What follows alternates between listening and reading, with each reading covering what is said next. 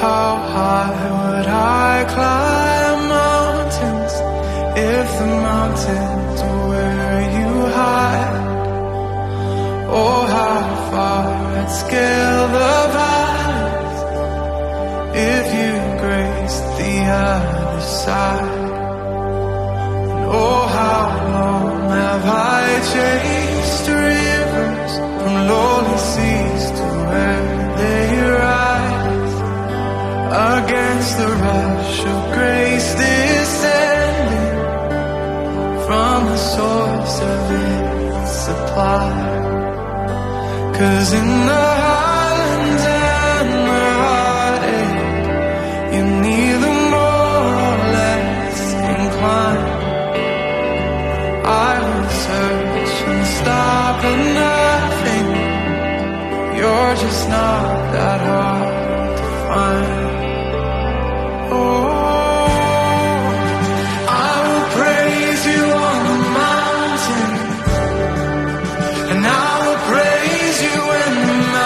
In my way, you're the summit where my feet are.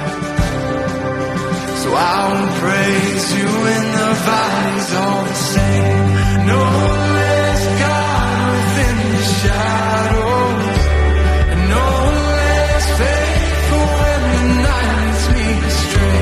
'Cause you're the heaven where my heart is.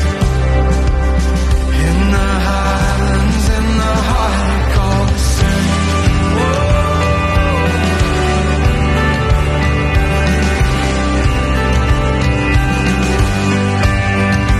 Oh, how far beneath your glory does your kindness extend apart, from where your feet rest on the sunrise to where you sweep the sinner's path.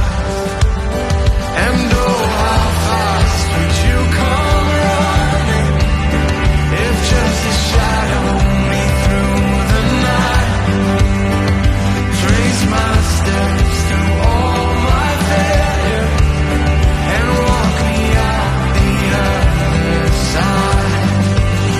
For who could dare ascend that mountain, that valleyed hill called Calvary, before the one I call Good Shepherd, who like a lamb was slain for me. Oh, I will praise you on the mountain. He said,